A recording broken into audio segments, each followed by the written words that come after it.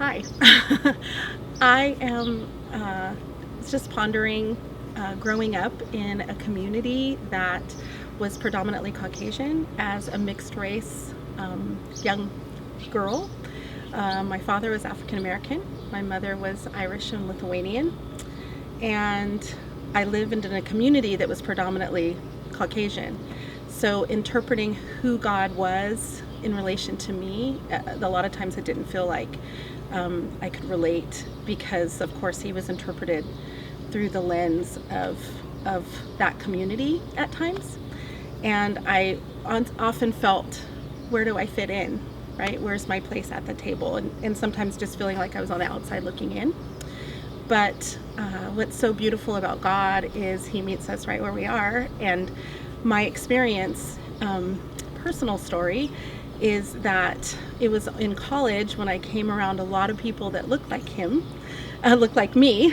In fact, the interesting thing was that many of those people that I met in college didn't know God, so their interpretation of him wasn't there. And so I found myself searching, how do I find God? If he made me, why can't I find that perspective of him?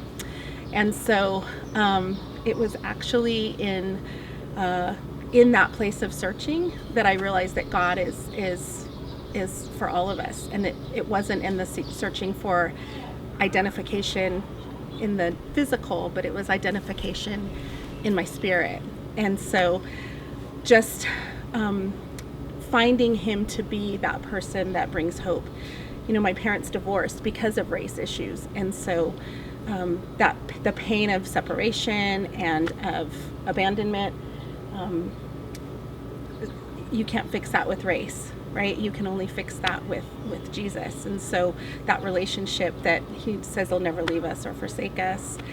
And I think when I finally discovered that about him, that there's such a deeper level that a relationship with Christ brings that transcends race, it transcends culture, it transcends language. It really helps to filter a lot of what we're seeing going on in this world. I feel like so much of what we are seeing, we're seeing it played out on a kind of a physical, natural level.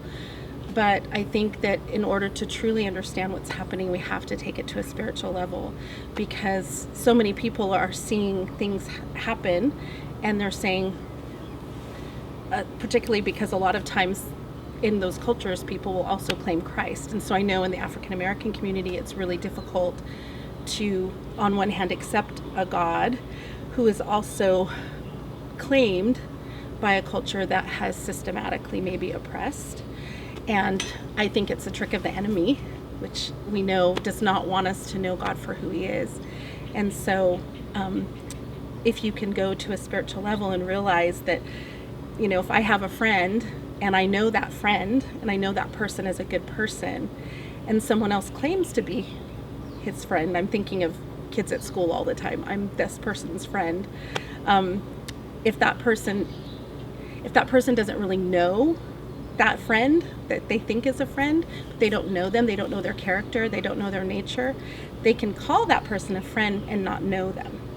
And so I find that as I'm interpreting the times that we're seeing now, because people have claimed in the name of Christ to do certain things, burning crosses on lawns, and the division that we've seen in the church, even with the civil rights movement and things like that, that doesn't mean that they know Christ. They're not representing him. And so as we come to this spiritual place of knowing him, knowing his character and his nature, which we can only know through his word, his love letter to us, as we get to know him, we realize it doesn't match. He doesn't represent what I'm seeing played out in the world. And so as I was growing and learning, I found that regardless of the misrepresentations I might have seen, as I got to know God better, as I got to know him for who he truly was, it transcended race, it transcended culture. I could embrace my culture, I could embrace other cultures,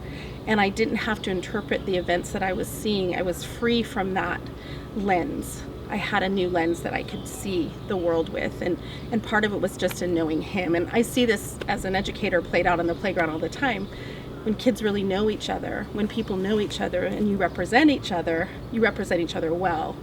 And when we don't know that person and we think we do, that's a whole different story. And so I think for me, being able to come beyond just this elementary level of seeing things through racial lenses and mixing God in with that, I think is a very it's a very freeing thing, because I felt in my college years to really be challenged to seek God